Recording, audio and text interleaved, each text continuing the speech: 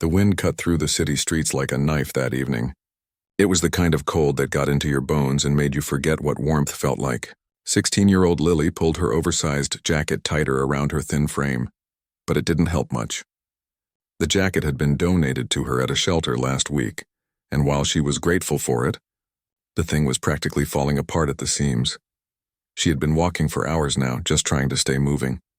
Movement meant warmth, even if it was just a little. But more than the cold, it was the hunger that really got to her. Her stomach had been growling for so long that she'd almost gotten used to it. Almost, but today was particularly bad. She hadn't eaten anything since yesterday morning when someone at the soup kitchen had given her a stale bagel and some watery coffee. 3 months. That's how long Lily had been living on the streets. 3 long months since she'd run away from her last foster home. She didn't like thinking about that place, about Mr. Peterson and his angry voice, about the way he'd look at her, about the bruises she'd hide under long sleeves. The streets were dangerous, sure, but at least out here she could see the danger coming. At least out here she had some control. The shopping district was lit up like a Christmas tree, even though the holidays were still weeks away.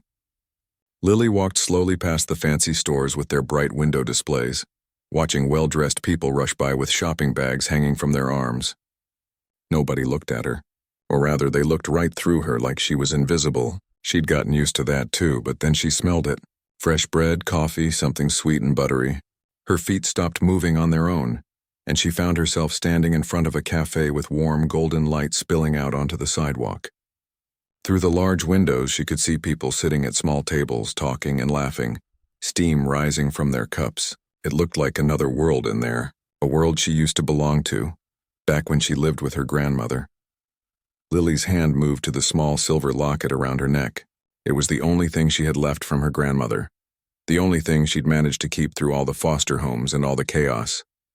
Inside was a tiny picture of the two of them, taken when Lily was 8 years old, before everything fell apart, before her grandmother got sick and passed away, before the social workers and the foster homes in the running. She stood there for a long moment, just staring at the cafe. Her grandmother used to take her to places like this on Saturday mornings. They'd share a chocolate croissant and hot chocolate, and her grandmother would tell her stories about when she was young. Those felt like memories from someone else's life now. The hunger won out over her fear. Lily pushed open the door and a blast of warm air hit her face. It felt so good that she almost forgot why she'd come in. The cafe was busy with the evening crowd. Business people in suits typing on laptops. College students hunched over textbooks. A young couple holding hands across a small table. The smell of food was overwhelming and Lily's stomach twisted painfully. She made her way to the counter, very aware of how she must look. Her hair was greasy and tangled. Her clothes were dirty and didn't fit right. She probably didn't smell great either, though she'd tried to wash up in a gas station bathroom that morning. The young woman behind the counter looked up at her and Lily saw something flash across her face. Not quite disgust, but close. Discomfort, maybe. Excuse me, Lily said quietly, her voice rough from not using it much lately. I was wondering if maybe I could work for a meal. I could wash dishes or sweep the floors or take out trash or anything, really. I'm a hard worker, I promise. The girl behind the counter looked uncertain. She glanced back toward the kitchen area. I'm not sure. Let me get the manager. A middle-aged man emerged from the back a minute later. He wore a crisp white shirt and had the kind of face that probably smiled a lot under normal circumstances. But he wasn't smiling now. He looked at Lily, and she could see him making calculations in his head. She'd seen that look before. I'm sorry, he said, though he didn't really sound sorry. We can't have you working here. Health codes and insurance and all that. You understand? Please, Lily heard herself say. I'm really hungry. I haven't eaten since yesterday. I'll do anything. I can clean the bathrooms or organize the storage room or whatever you need. The manager's jaw tightened. A few customers were starting to look over, and Lily could tell that's what he was really worried about. The scene she was making. The image. Look, kid, I can't help you. There's a shelter about 6 blocks from here. They serve dinner at 6. You should head over there. His voice had that fake kindness that adults use when they want you to go away but don't want to feel bad about it. I tried that shelter, Lily said, her voice getting smaller. They're full. They've been full for 2 weeks. The manager sighed, and now he just looked annoyed. I'm sorry, but you need to leave. This is a business. I can't have you bothering my customers. Lily felt her face get hot. She wasn't bothering anyone. She was just asking for a chance to work for some food, but she could feel the stares now, people watching her like she was some kind of spectacle. An old woman at a nearby table clutched her purse a little closer. A man in a business suit shook his head and went back to his phone. Please, Lily tried one more time, hating how desperate she sounded. Just something small. I don't need much. I'm going to have to ask you to leave now, the manager said, his voice firmer. He wasn't asking anymore. He was telling. Lily felt tears burn behind her eyes, but she refused to let them fall. She wouldn't give these people the satisfaction. She turned to go, her face burning with shame, her empty stomach feeling even emptier somehow.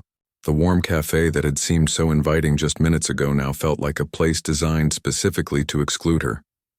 As she walked toward the door, something caught her eye. In the corner of the cafe, bathed in soft spotlight, sat a beautiful grand piano. It was glossy black, elegant, clearly expensive. The kind of piano that was more for decoration than actual use, though a small sign nearby advertised live music on Friday and Saturday evenings. Lily stopped walking.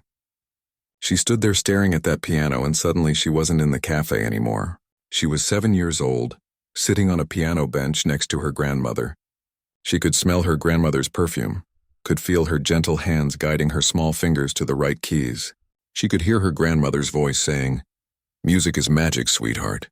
When you play, you tell a story that everyone can understand, no matter what language they speak." Her grandmother had taught her to play. For years it had been their special thing. Every day after school, Lily would practice while her grandmother cooked dinner. On weekends, they'd spend hours at the piano together, her grandmother teaching her everything she knew. Lily had been good too, really good. Her teacher had said she had natural talent, that she could be something special if she kept practicing, but she hadn't touched a piano in 3 months. Hadn't even seen one up close. And standing there in that cafe, hungry and humiliated and so tired of being invisible, Lily made a decision that would change everything.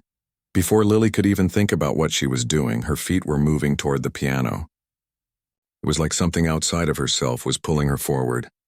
The manager had already turned away, probably thinking she was finally leaving. Good. Let him think that. Her heart was pounding as she got closer to the instrument. It really was beautiful.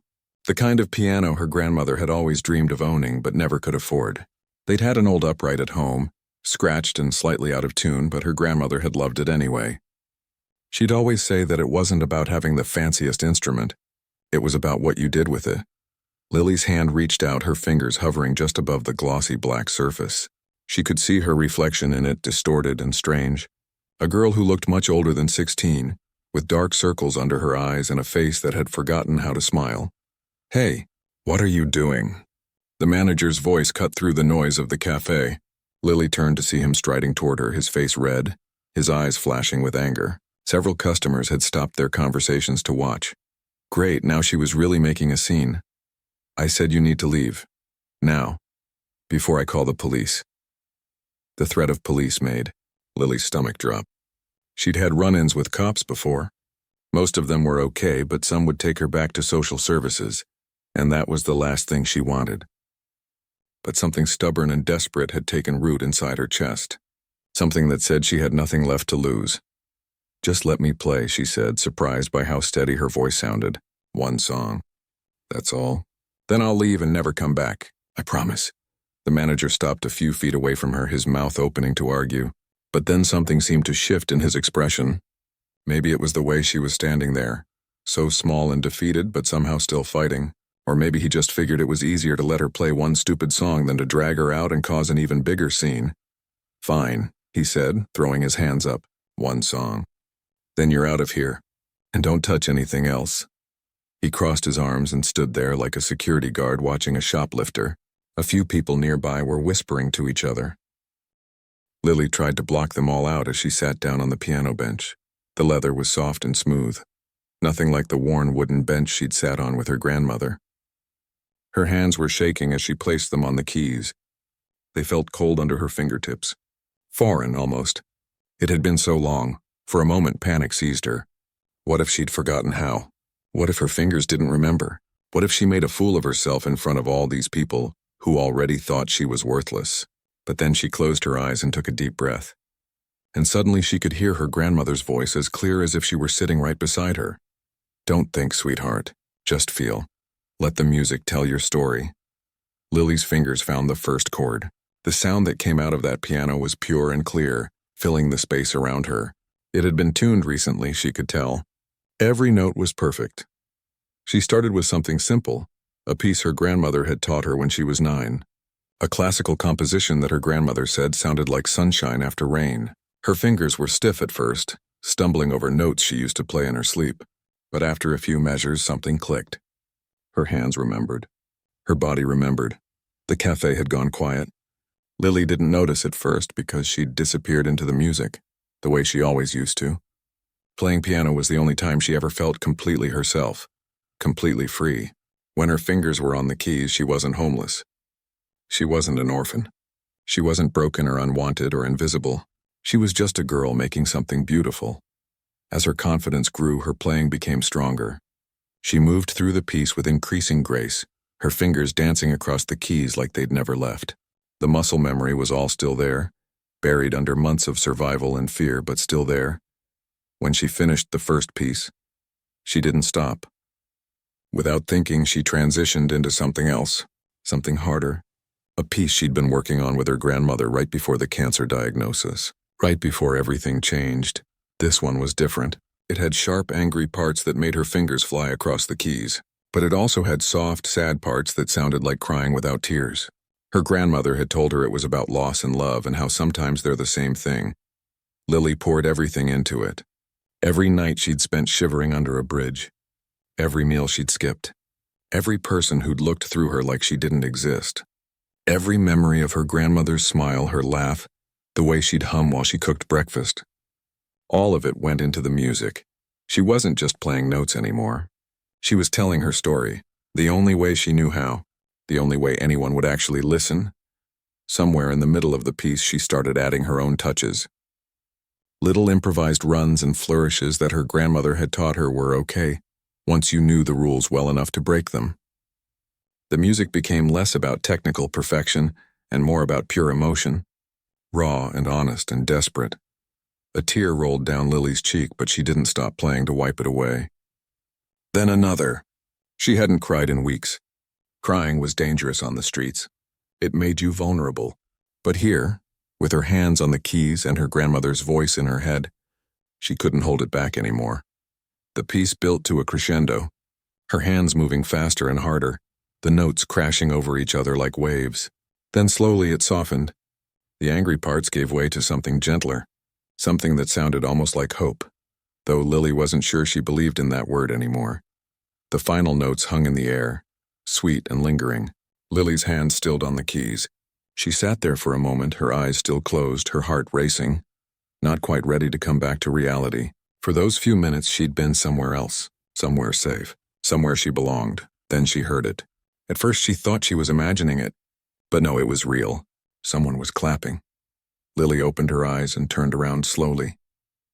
The entire cafe was staring at her, but they weren't looking at her the way they had before, not with discomfort or pity or disgust. They were looking at her like they were seeing her for the first time. The clapping grew louder as more people joined in. Then someone stood up. Then another. Within seconds, half the cafe was on their feet, applauding. Some people had tears in their eyes. A woman near the window was holding her hand over her mouth, her eyes wide. The college students had their phones out, and Lily realized with a jolt that they'd been recording. She looked over at the manager. He was still standing in the same spot, but his arms weren't crossed anymore. They hung at his sides, and his face had gone completely slack. He looked stunned, like he'd just witnessed something he couldn't quite process.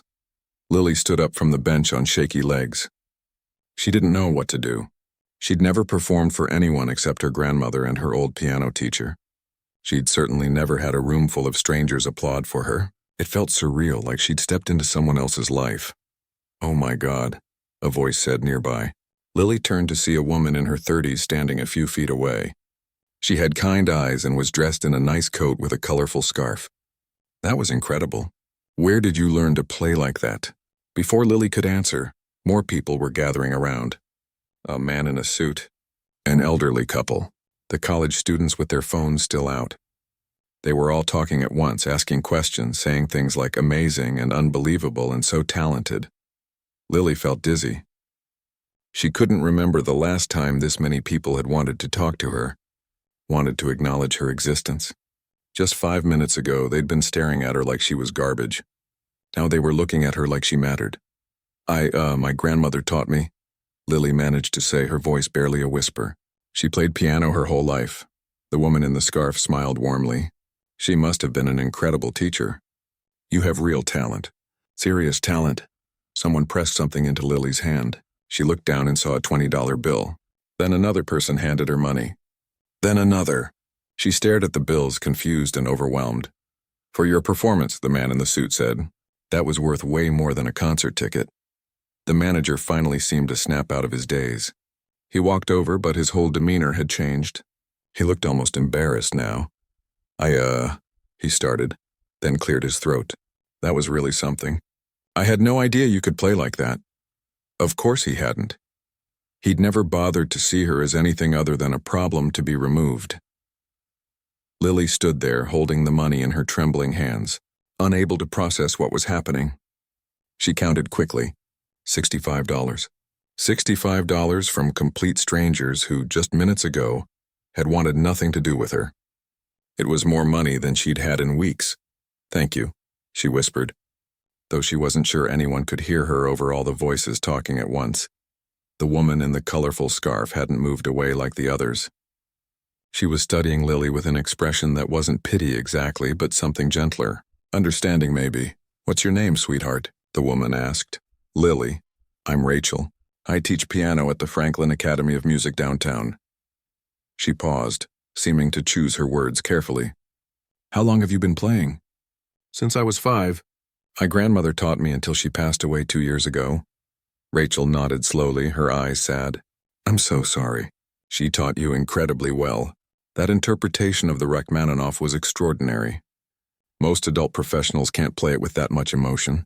Lily blinked. She hadn't even realized what piece she'd been playing. Her fingers had just taken over, pulling from memory without her conscious mind being involved. "I didn't know it was called that. Grandmother just called it the Heartbreak Song." "That's actually a perfect name for it," Rachel said with a small smile. Then her expression grew more serious. "Lily, I don't mean to pry, but are you okay? Do you have somewhere safe to stay?" The question hung in the air between them. Lily could lie. She'd gotten good at lying over the past 3 months. But something about the way Rachel was looking at her without judgment, without that uncomfortable pity that made Lily feel like an injured animal, made her want to tell the truth. "Not really," Lily admitted quietly. "I've been staying at different places. Sometimes the shelter when there's room, sometimes just wherever I can find." Rachel's face tightened with concern. But before she could respond, a new voice joined the conversation. "Excuse me, I couldn't help but overhear." Both Lily and Rachel turned to see a woman in her 40s with short brown hair and glasses. She wore jeans and a practical jacket, and had the kind of face that looked like it smiled a lot. She was holding a business card. "I'm Patricia Chen. I'm a social worker with the city's youth services program." She handed the card to Lily, who took it hesitantly. "I was having coffee here when you played." That was truly beautiful, by the way. "But more importantly, I want you to know that there are resources available to help you. Safe places to stay. Programs specifically for young people in your situation." Lily felt her defenses go up automatically. Social workers meant the system. The system meant foster homes. Foster homes meant people like Mr. Peterson. "I'm okay," she said, even though it was obviously a lie. Patricia's expression was patient. "I understand you might have had bad experiences before. A lot of young people in the system do. But you're 16, right? There are different options for older teens. Transitional housing programs, places where you'd have your own space and support, but also independence. No traditional foster homes unless that's what you want." "I didn't know that was a thing," Lily said slowly. "Most people don't. The system is complicated and nobody explains it very well." Patricia pulled out a small notepad and started writing.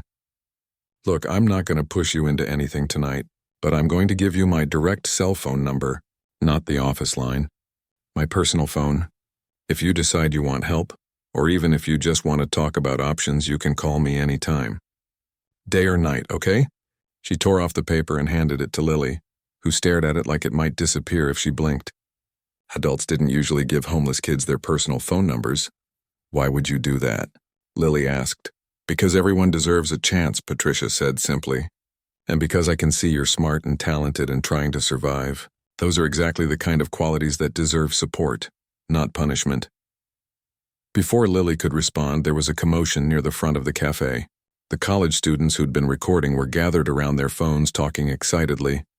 Dude, this is already getting crazy engagement, one of them said. I posted it like 5 minutes ago and it's already got 200 shares. What are they talking about? Rachel asked, frowning. One of the students looked up, seeming to notice the adults for the first time. We recorded her playing and posted it online. Hope that's cool. It's going pretty viral already. Lily felt a flutter of panic. Viral, what does that mean?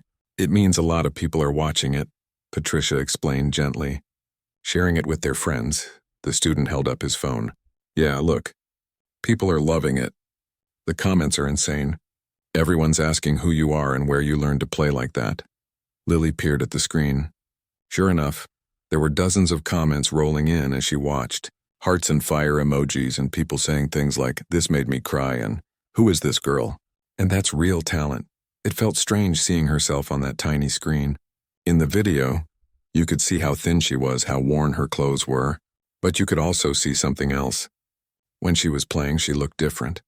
She looked alive. She looked like she belonged somewhere.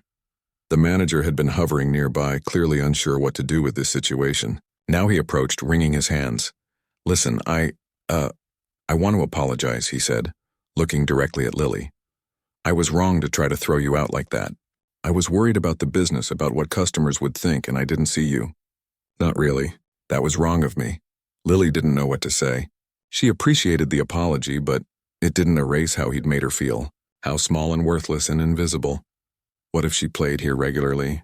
Rachel suddenly suggested, looking at the manager.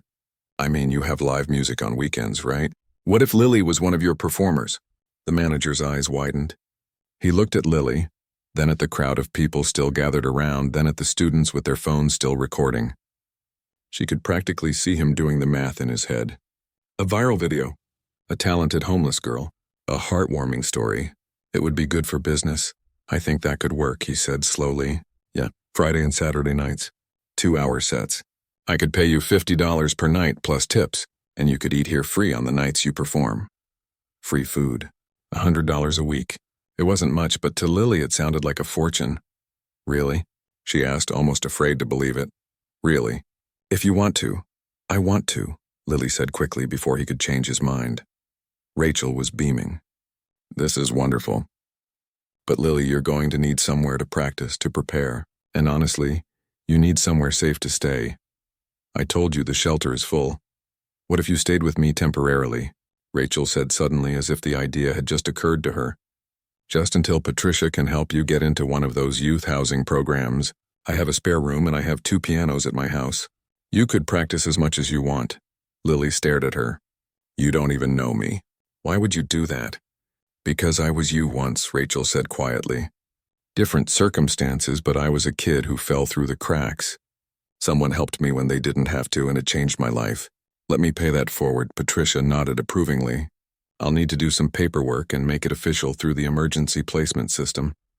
But that could work as a temporary solution. We could probably have it processed by Monday. Everything was happening so fast. An hour ago, Lily had been starving and humiliated, being thrown out of a cafe. Now she had money in her pocket, a job lined up, and 2 women offering her real concrete help. It felt like a dream. The kind of dream where you're afraid to move too much because you might wake up. A businessman who'd been watching the whole thing approached with his wallet out. I'd like to contribute too, if that's okay, to help with whatever expenses come up. He handed Rachel a business card and several bills. That's $200, and my card has my email. If she needs anything, clothes, school supplies, whatever, send me the bill. Other people started coming forward too. An elderly woman pressed a bag of takeout containers into Lily's hands. You need to eat, honey. There's soup and sandwiches and a piece of cake in there. Another person handed Rachel more money. Someone else gave Lily a warm scarf, taking it right off their own neck.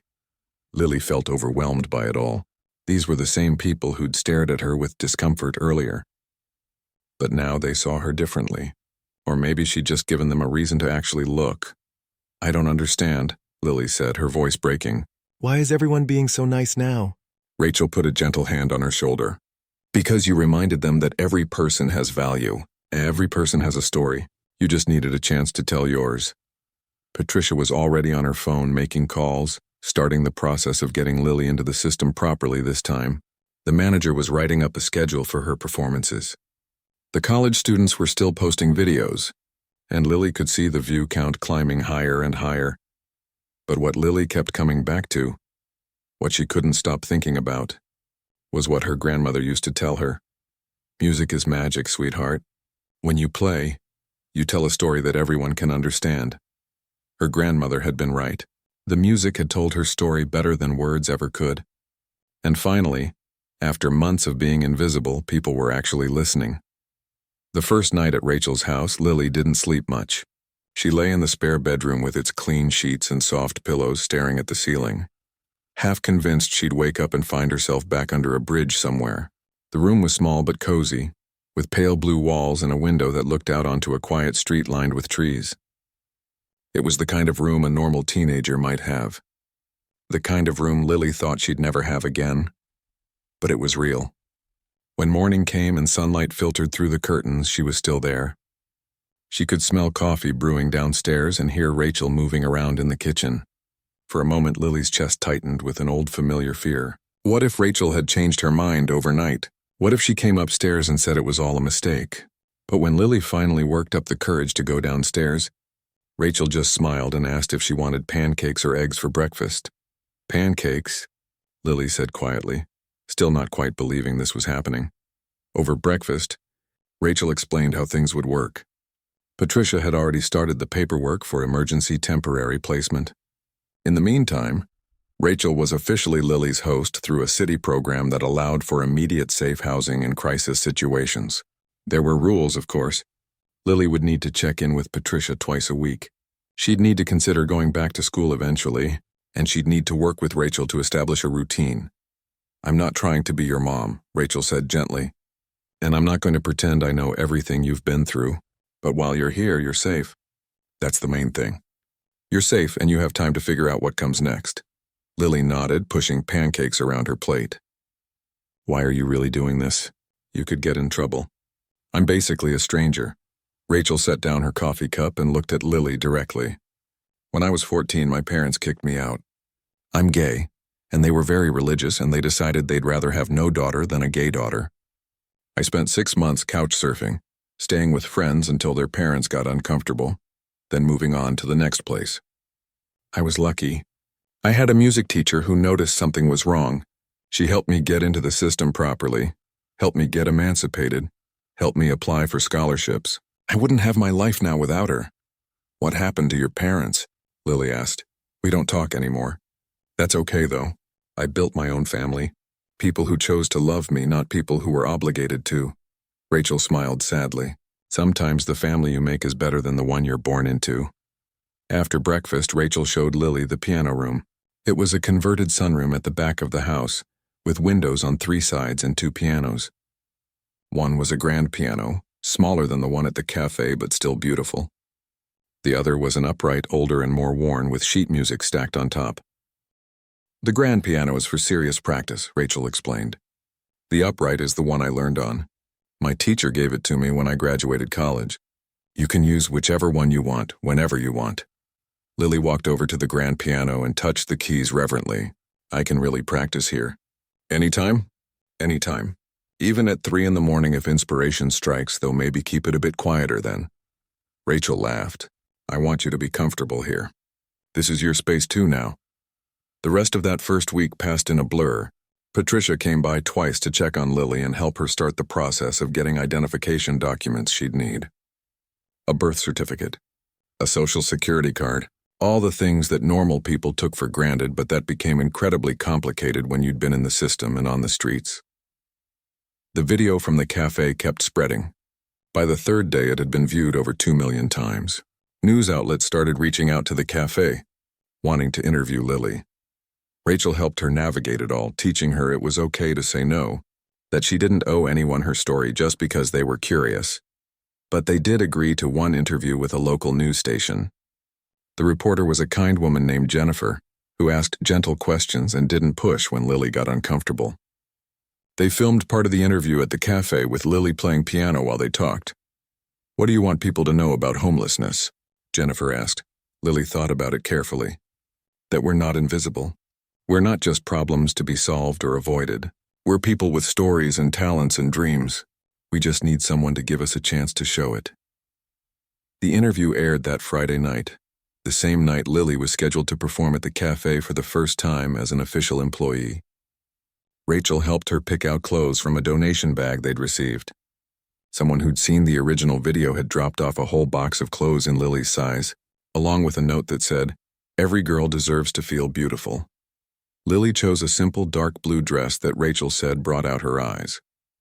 She braided her hair the way her grandmother used to do it. When she looked in the mirror, she barely recognized herself. She looked clean and healthy. She looked like a girl who belonged somewhere. The cafe was packed that night. The manager had advertised Lily's performance on social media, and people had shown up in droves. Some were regular customers. Others had driven from across the city after seeing the viral video. There were even a few reporters with cameras. Lily's hands shook as she sat down at the piano. This was different from that desperate moment a week ago. This time people had expectations. This time she could fail. But then her fingers touched the keys and everything else fell away. She played for 2 hours straight, mixing classical pieces with modern songs, adding her own improvisational touches. The crowd was silent except for the occasional gasp or whispered wow. When she finished her final piece, the applause was deafening. The tips jar the manager had set up was overflowing. People had stuffed it with bills and some had even written notes. "You're an inspiration. Keep playing. Thank you for sharing your gift." After her performance, a couple approached her. They looked to be in their 50s, dressed casually but nicely. The woman had tears in her eyes. "That was extraordinary," the man said. "I'm David and this is my wife Christine. We saw your interview on the news. We were really moved by your story," Christine added. "We lost our daughter 3 years ago. She was 17. Car accident. She played piano too." Lily's heart clenched. "I'm so sorry." "Thank you," Christine said, wiping her eyes. "We've been looking for a way to honor her memory. She always talked about wanting to help kids who were struggling. We've decided to set up a scholarship fund in her name and we'd like you to be the first recipient." "What does that mean?" Lily asked, confused. David explained. "It means we'll pay for your education. Music school if that's what you want. Regular college. Whatever path you choose. We'll cover tuition, books, housing, everything. Our daughter would have wanted her privilege to help someone with real talent who just needs an opportunity." Lily couldn't speak. She looked at Rachel, who had tears streaming down her face, then back at David and Christine. "I don't know what to say," Lily whispered. "Say you'll accept it," Christine said. Say you'll keep playing and making beautiful music. "That's all we ask." "Yes," Lily managed. "Yes, thank you. Thank you so much." Later that night, back at Rachel's house, Lily sat at the grand piano in the sunroom. The moon was full outside, casting silver light across the keys. She thought about everything that had changed in 1 week. How one desperate decision to sit at a piano had somehow transformed her entire life. Her phone buzzed. She'd gotten a cheap one with Patricia's help, and she was still getting used to having it. The text was from Patricia. "Good news. Found you a spot in the youth housing program. You can move in next month if you want. It's a nice place. You'd have your own studio apartment with other young people in the building. Counselors on site. But no pressure. Rachel says you can stay with her as long as you need." Lily stared at the message. A month ago, she'd had nothing. No home, no food, no hope. Now she had choices. Real choices about her future. She thought about her grandmother and wished she could tell her about all of this. About Rachel and Patricia and David and Christine. About the scholarship and the job and the thousands of people who'd seen her play and been moved by it. But maybe her grandmother already knew. Maybe that's why Lily had felt pulled to that piano in the cafe. Maybe her grandmother had been guiding her all along, making sure she remembered that music was magic, that it could open doors, that it could change everything. Lily placed her hands on the keys and began to play. Not for an audience this time. Not for tips or views or applause. Just for herself. And for her grandmother, a thank you, sent out into the universe in the only language that had never failed her. The music filled the quiet house. And for the first time in 2 years, Lily felt something she'd almost forgotten. She felt hope. Real solid, tangible hope. The kind that made you believe tomorrow might actually be better than today. And for once, she was right to believe it. 6 months later, Lily stood backstage at the Franklin Academy of Music, smoothing down the black dress she'd bought with money from her cafe performances. Through the curtain, she could hear the audience settling into their seats. The spring recital was one of the Academy's biggest events of the year, and somehow she was the closing performer. Rachel appeared beside her, adjusting Lily's collar with the comfortable familiarity they'd developed over the months. Nervous? Terrified, Lily admitted. This is different from the cafe. These people actually know music. They'll hear every mistake. Then it's a good thing you don't make many mistakes. Rachel smiled. Remember what your grandmother told you. Don't think. Just feel. Lily nodded, clutching the locket around her neck. She'd worn it every day since she'd first arrived at Rachel's house. Some days it felt like a good luck charm. Other days it felt like the only thing tethering her to who she used to be, before everything fell apart and then somehow came back together in a completely different shape. The past 6 months had been a whirlwind. After that first week at Rachel's, Lily had made the decision to stay rather than move to the youth housing program right away.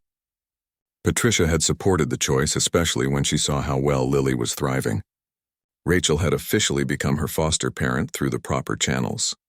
Though they both agreed their relationship was more like an older sister and a mentor than a traditional parent-child dynamic. Lily had enrolled back in school, finishing her junior year through a special program for students who'd experienced homelessness. It hadn't been easy. She was behind in most subjects, and there were days when the anxiety of being around so many people made her want to run. But she'd pushed through and she'd passed. Next year, she'd be a senior. The cafe performances had become a regular highlight of her week. Every Friday and Saturday night, she played to packed crowds. The manager had even given her a raise after the first month because her performances were bringing in so much business. People came from all over the city now, and the tips had grown substantial. Lily had opened her first bank account and was actually saving money, but it was the scholarship from David and Christine that had truly changed everything. They'd become part of her life in a way she never expected. They came to her cafe performances. They invited her and Rachel over for dinner once a month. Christine had even started teaching Lily to bake, something her grandmother had always promised to do but never got the chance. She would have been 19 now, Christine had told Lily one afternoon while they made cookies together. Our daughter. Sometimes I look at you and I see glimpses of who she might have become. Lily had worried that comparison would feel like pressure, like she had to be someone she wasn't. But Christine had squeezed her hand and said, "You're not replacing her. You're honoring her. There's a difference." The scholarship meant Lily could apply to music schools without worrying about cost. Rachel had helped her prepare, and she'd been accepted to 3 prestigious conservatories. She'd chosen the one closest to home because somewhere along the way, this city had become home again. Rachel's house had become home. These people had become her family. A stagehand signaled that it was almost time. Lily took a deep breath and peeked through the curtain one more time. The audience was impressive. She spotted Rachel in the 3rd row, beaming with pride. David and Christine were there too, sitting together and holding hands. Patricia had come with her wife. Even the cafe manager had shown up, along with several regular customers who'd become friends. But there were also strangers. Lots of them. After the news interview had aired, Lily's story had spread beyond just the viral video. A national morning show had picked it up. Magazines had written articles. Someone had even started a podcast about young musicians overcoming adversity and had featured her in the first episode. The attention had been overwhelming at first. Lily still wasn't comfortable with being called an inspiration or a role model. She was just a girl who'd gotten lucky, who'd been in the right place at the right time and had met the right people. But Rachel kept reminding her that luck was only part of it. The courage to sit at that piano when she had every reason not to, that was all Lily. 2 minutes, the stagehand whispered. Lily's heart hammered. She thought about that night 6 months ago, hungry and humiliated, certain that the world had no place for her. She thought about her grandmother and wondered what she'd say if she could see her now. The curtain opened and Lily walked onto the stage. The lights were bright, making it hard to see individual faces in the audience. The piano sat center stage, gleaming under the spotlights. It was a full-sized concert grand, more beautiful than any instrument she'd ever played. As she sat down, the audience fell silent. Lily adjusted the bench and placed her hands over the keys, letting them hover for just a moment. This piece was special. She'd spent months working on it with Rachel. It was technically challenging and emotionally complex, the kind of piece that separated decent pianists from exceptional ones. But more than that, it was a piece her grandmother had always wanted to learn but never mastered. "Maybe you'll play it for me someday," she'd said during one of their last conversations before she got too sick to leave the hospital bed. Lily had practiced it obsessively, determined to get every note perfect. This performance wasn't just for the audience. It was a promise kept, a love letter to the woman who'd given her music in the first place. The first notes filled the concert hall, clear and pure.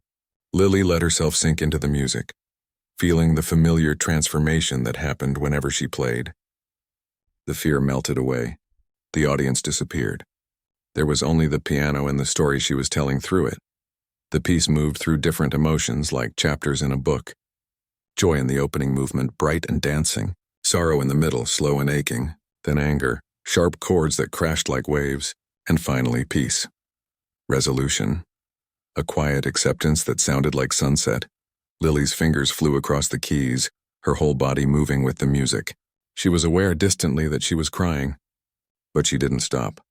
The tears were part of it now, part of the story. Grief and gratitude mixed together until you couldn't tell where one ended and the other began. When she played the final chord, letting it ring out until it faded to silence, Lily sat perfectly still for a long moment. Her hands rested on the keys. Her eyes were closed. She felt emptied out and filled up at the same time. Then the applause started. Not scattered and polite like she'd expected, but immediate and thunderous. Lily opened her eyes and stood up, slightly dazed. People were on their feet. The entire audience was standing. Through the bright lights, she could see Rachel openly crying. Christine had her hand over her heart. Even Patricia, who Lily had never seen show much emotion, was wiping her eyes. Lily took a bow, still not quite processing what was happening. As she straightened up, she caught sight of something that made her breath catch. In the back of the auditorium, standing against the wall because there were no seats left, was a group of teenagers. They looked familiar somehow, and then she realized why. They were kids from the shelter. Kids she'd seen during her own time on the streets. One of them, a girl about 14, caught her eye and smiled. She was holding a handmade sign that said, "You give us hope." In that moment, Lily understood something she'd been struggling with for months. The attention, the interviews, the people calling her inspirational. It had all felt uncomfortable because she didn't think she'd done anything special. She'd just survived. She'd just played piano. But maybe that was the point. Maybe showing people that survival was possible, that things could get better, that one moment of courage could change everything. Maybe that was worth something after all. After the recital, there was a reception in the lobby.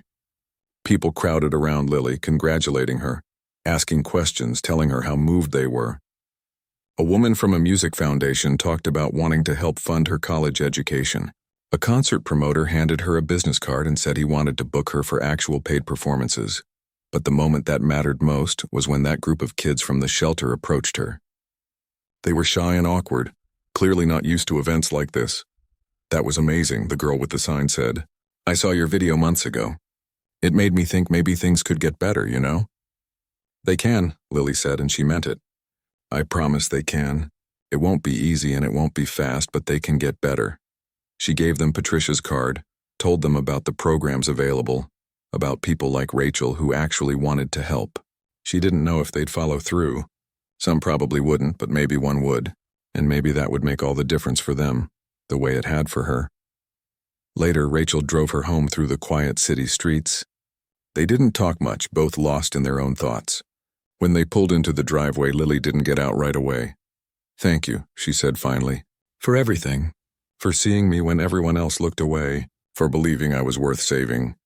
Rachel turned off the car and looked at her seriously. "You saved yourself, Lily. I just gave you a safe place to do it. Never forget that. The courage was always yours." That night, Lily sat at the piano in the sunroom one last time before bed. She didn't play anything complicated or impressive. Just a simple melody her grandmother used to hum while she cooked. A lullaby from when Lily was small. As she played, she thought about how strange life was. How one desperate decision could lead to another and another until suddenly, you were somewhere completely different. How the worst moments could somehow become the doorway to the best ones. She thought about that girl she'd been 6 months ago, standing outside the cafe, so hungry and scared and certain she'd been forgotten by the world. If she could go back and tell that girl what was coming, she wouldn't believe it. Nobody would, but it was real. All of it.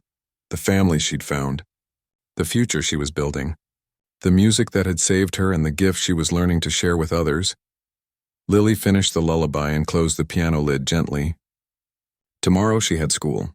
Friday she'd perform at the cafe. Next month she'd graduate high school.